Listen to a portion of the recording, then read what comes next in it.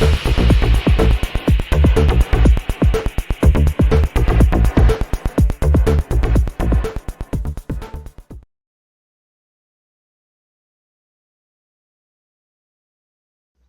there everybody, welcome to another video. On today's video I have this Mercedes GLC 2018 and I'm just going to show you how to reset the service interval that comes up. It says service B1 in 8 days. So if you get that message and you get your car, or you service your car yourself, or you get the car serviced by someone else and they forgot to reset the service interval, then you can do it yourself by basically get your key, put in the ignition and position 1, and then just gonna lower the volume of the radio, and then if you press this phone button and the OK button, but first the phone button then the OK button, hold it for a few seconds and then that menu there will come up.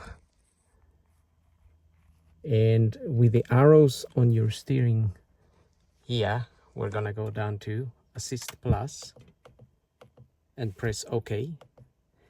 And then we're going to go, it says switch on ignition to activate ASSYST Plus. So now you put the ignition on. That will come up, but it will disappear in a second. And then you go down with the arrow to full service, press OK.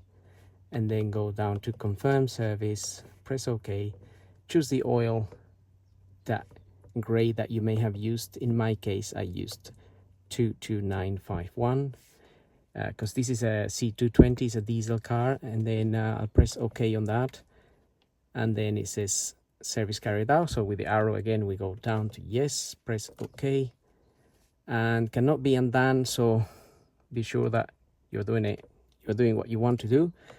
And then go to confirm and press OK, and that will confirm the service, full service completed.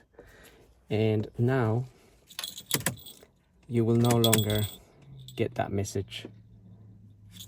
And if you want to check when the next service is due, all you have to do is press the home button here, go down with the arrows, go down to service, press OK, and then go down to ASSYST Plus, press OK, and then it says service A4 in 365 days.